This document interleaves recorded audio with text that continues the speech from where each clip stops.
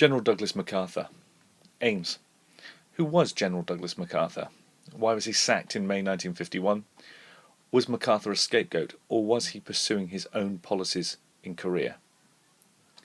General Douglas MacArthur was Chief of Staff of the United States Army during World War II. He played a prominent role in the Pacific Campaign during that conflict. He accepted the formal surrender of Japan on the 2nd of September 1945, and he subsequently oversaw the occupation of Japan by the United States between 1945 and 1951. He commanded the UN forces that were defending South Korea during the Korean War. He was therefore very experienced, but some suggest that he had too many responsibilities. During the Korean War, he planned and successfully commanded the Incheon landings. The UN forces were able to recapture Seoul within a week. His aim in Korea was for the complete reunification of the country. Personally, he was very arrogant. He intimidated other politicians, which meant he was able to achieve his own aims. He could act independently of Truman's orders. Your first task is to read to the two sources below and then answer the questions that follow. Our victory was complete when Red China intervened with numerically superior ground forces. I called for reinforcements but was informed that the reinforcements were not available. I made it clear that if not permitted to destroy the enemy forces north of the Yalu, if not permitted to utilize the friendly Chinese forces of some 600,000 men on Formosa, Taiwan, if not permitted to blockade the China coast to prevent the Chinese Reds from getting support, the position of command from the military standpoint forbade victory. In war there can be no substitute for victory. General MacArthur, 1951. Now, as to the basic differences of judgment would exist between General MacArthur on the one hand and the President on the other, our objective in Korea continues to be the defeat of the aggression and the restoration of peace in Korea and to prevent it spreading into a Third World War. General MacArthur, on the other hand, would have us, on our own initiative, carry the conflict beyond Korea against the mainland of Communist China. He would have us accept involvement not only in an extension of the war with Red China, but in all-out war with the Soviet Union, at the expense of losing our allies and wreaking the coalition for free peoples throughout the world. General Marshall, Secretary of Defense, 1951. In the context of those two sources, can you now explain the following? The reference to Red China and the reference to coalition of free peoples.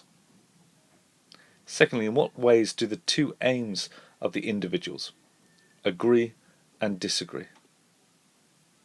Thirdly, do these sources give any reasons to indicate why MacArthur was recalled from Korea and sacked in 1951? The sacking of MacArthur. October 1950. MacArthur, with Truman's permission, strikes deep into North Korea in the hope of driving the Communists out altogether.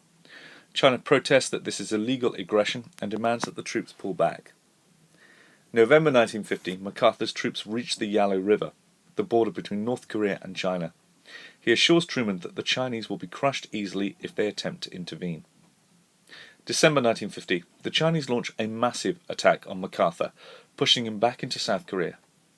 MacArthur asks Truman to authorize a blockade and military attacks on China, but Truman refuses, fearing that this could lead to a Third World War. April 1951, Truman continues to insist that the conflict remains a limited war and dismisses MacArthur for his outspoken criticism of this position. A stalemate develops with two sides facing each other off at the 38th parallel. Truman had never liked MacArthur, detested his inflated ego. On a flying visit to him in October 1950, he wrote to a friend that he was going to see God's right-hand man. The feeling was mutual, and God's right-hand man detested Truman. When they met on October the 15th, MacArthur refused to salute his commander-in-chief, as customs would indicate that he should. In December 1950, as MacArthur's triumphal conquest of North Korea collapsed in ruins, he gave an interview to an American journal blaming the restraints placed upon him for the retreat. He had not been able to bomb Chinese bases in Manchuria, and he blamed America's European allies for imposing these restraints. The interview outraged Truman and Acheson. It was completely inappropriate for a serving soldier to question high-level decision-making in this public fashion. Truman would have been sacked But Truman would have sacked MacArthur then had the situation not been so serious. Instead, he was merely told not to repeat such a flagrant breach of etiquette. Then, on the 15th of March 1951, the day after Seoul was retaken, MacArthur issued a press statement that the unification of the entire peninsula was still his goal. In other words, he still sought total victory. Already Truman and Aitchison had decided to settle for a return to the 38th parallel. MacArthur, however, was urging on Washington the need to extend bombing to Manchuria and poison the Yalu River boundary with radioactive waste to cut off Korea from China. Such requests were firmly denied. Truman informed MacArthur on the 20th of March that the USA was going to propose a ceasefire along the 38th parallel. This infuriated the general, who considered it appeasement, and he deliberately sabotaged it in his own communication with China. This insulted the Chinese, and as MacArthur had threatened to extend the war into their territory. Truman reprimanded him but still did not act. His approval rating as president had fallen to 26% in a recent poll, while MacArthur still basked in popular adulation. The last straw came when, in direct contradiction of all the warnings he had received, MacArthur sent a letter to the leader of the Republicans in the House of Representatives, Joe Martin, which was read out on the 5th of April. It claimed that there was no substitute for victory, and that nationalist troops from Taiwan should be used. It forced Truman to act. MacArthur was challenging the civilian government's control of policy making, and proposing a course of action which would lead, as he intended, to a full-scale war with China. Such a course was totally unacceptable to both Truman and Aitchison, and in particular to their British allies, who had recently stressed the need not to extend the war. On April the 11th, MacArthur was fired. It was a politically very brave but necessary decision. As Truman expected, there were howls of protest. There was talk among Republicans of impeaching the president. The young Republican senator from California, Richard Nixon, demanded MacArthur's immediate reinstatement. 2,000 dockers in New York staged a protest walkout.